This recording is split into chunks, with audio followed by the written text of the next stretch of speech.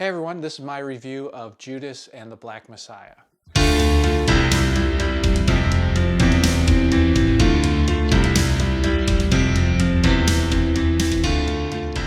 All right, so let's go ahead and get right to it.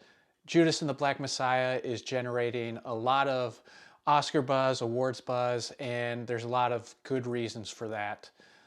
But before I get to all the things that I really liked about the movie, let's start off with really only one main quibble, although maybe it covers several different moments in the film. Anytime you do an historical biopic pick or a story about a movie about historical events, it can be very challenging to try to take what happened over a lifetime or even sometimes longer and condense that into a 2-hour film. And so I'm sure you've seen lots of examples of where it's not very artfully done and just the standard biopic pick, which can sometimes still be good, is pick one historical figure and follow them as they go from childhood to the end of their life, or maybe the climactic moment of their life, whatever it is. And we've all seen that before. But however you do it, it's tough to try to take something that is over many years and condense it into something that is digestible in 2 hours, especially for events like this that for me and probably many viewers were unfamiliar with. We weren't even born then. So with all that being said and that understanding, I thought they did a really good job of creating the story by just focusing on the specific events around the massacre of these Black Panthers and the assassinations of Fred Hampton and the other, I can't remember the other person's name, plus the, injuring many others at the same time. I thought it was really well done, but there were certain moments where you could kind of just see, the difficulty. It just led to some weird choices, some weird moments. For example, when the earlier raid happened on the headquarters and Lakeith Stanfield's character is in there with a few of the Black Panthers, and some of them are like, let's get our weapons and and we're ready to fight to the death to defend this place. And Stanfield's like, I'm not really into that, so he needs to figure out a way to escape, which that's tense. But he gets out, and as far as I know, the two other people that were left behind, they still survived. It wasn't clear that they were killed. They were obviously beaten after they were taken in, but they surrendered. They were taken into custody. And so his cowardice, his fleeing the scene, would have been known. It would have gotten out to others. And even if it had, like, there needed to be an explanation, it just wasn't clear how he was able to get away with that, still stay undercover, not be subjected to questions. I wonder if there are some scenes about the aftermath that were left out. That's just one example of just like, it's straining credibility. But these are just minor quibbles, like I said. Overall, it was a very well-written movie, well-crafted movie, and as far in this genre of historical drama, biopic pick, it's one of the better ones that you'll see. And so now, what did I like or even love about the movie? There's a lot that I could go over, so I just want to pick a few highlights that really stood out to me. First off, the cast. I think that we will look back at this movie and think of it in the same way that we look at movies like The Outsiders or these generational films where you have all of these just outstanding actors early in their career. And so you look back and you're like, oh wow, that person was in it, that person was in it. And that obviously starts with the main leads, Daniel Kaluuya and Lakeith Stanfield and Dominique Fishback. They are some of the best actors that are out there right now. And so to have them all in the movie, but even the supporting characters, of course, Jesse Plemons, amazing. And then you have the old guard represented by Martin Sheen.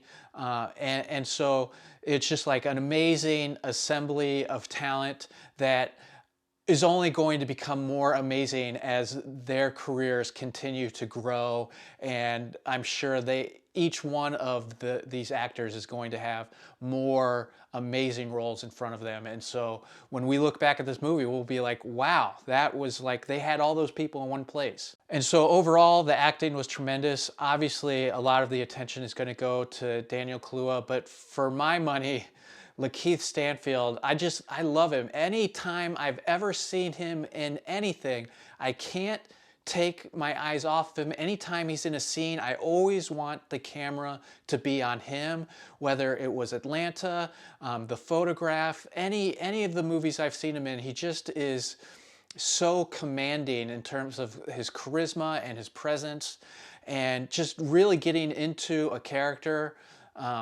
Obviously, Sorry to Bother You is going to stand out as one of his, just iconic performances. And in this movie, he had a really tough role, the Judas character, and how to make that convincing, and how you're going to, are we rooting for him or are we not rooting for him? And I think that conundrum is really important to the movie, because he is a betrayer. He is a Judas, and no one likes Judas.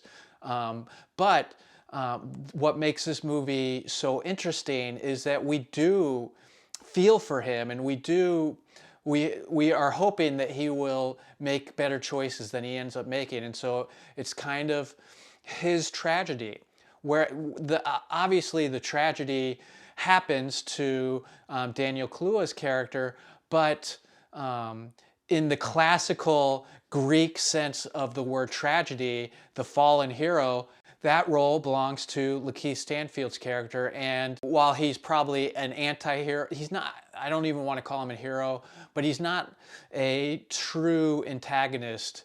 And this interaction and the way they come together, and how he has changed over the course of the film, and sees that there's something more, but at the same time isn't able to get himself out of that situation. He ends up betraying them, and the guilt that he must live with, it's tragic.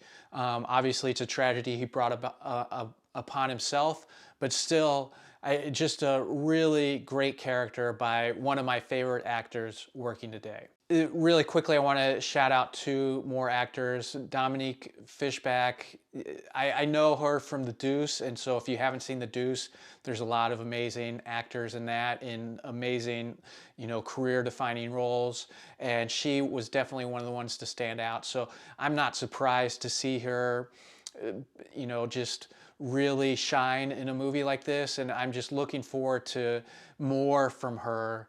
And when you look at her IMDb, she really hasn't been in a lot of films yet. So that's what I meant earlier, where it's like we're going to look back at this cast and be like, oh, wow, because I think she has a lot in front of her. And finally, Martin Sheen. I was really taken aback by, it's a small part in the film, but the way he played J. Edgar Hoover was so chilling, and just, it made me like, this is true evil, and evil in the way, the one other movie that came to mind was Schindler's List, and the Ralph Fiennes character, and how he played that role. They're very different characters. I think it's a more accurate portrayal of evil in a movie than what we normally get with these kind of cartoon villains and Marvel villains or whatever. Like, this is real evil, and I'm gonna say that in a small e. Like, this is what evil really looks like in our world, where someone is just, it's just so horrible. The way that he not only is looking at the world and looking at, these black people that are trying to make a better world for themselves, because no one in the establishment is doing it for them, and how he wants to completely suppress them with no remorse and no feeling for or empathy for them. And not just that, but how he corrupts everyone around him. And you kind of, you get like Jesse Plemons' character, he wants to not be so evil, but I mean, he's a coward and he ends up going along with it. but it's just so horrible that like the influence and the way that he like is kind of embodying the whole system in himself. And so it was really off-putting for me to see that. And I thought Martin Sheen did a great job portraying it. And so just overall, the movie was outstanding. Definitely one of the best of the year. I think it's going to have a lot of awards when we're all said and done. But I think the lasting thing for me is just like watching it. It made me. I want to be a revolutionary. Hey! A revolutionary! Hey! A revolutionary! Let me hear the people beat! Let me hear the people beat! And then when you see the real Fred Hampton and the footage of him, and one, how close, you know, Kaluuya was able to get in his portrayal, but just like the charisma and the leadership that the real Fred Hampton had in only those few clips, you're just like, you're blown away by it. And yeah, it was a story that I was glad to learn about, and I think it's a really important one. It's obvious, I don't need to say that, but yeah, it's a great movie, and I hope everyone liked it as much as I did. So that's my review of Judas and the Black Messiah. If you guys have your own thoughts, opinions, want to discuss anything that I said, or have your own ideas, go ahead and put them in the comments. And please like and subscribe to the channel. And thanks a lot for tuning in, and hopefully I will see you guys next time.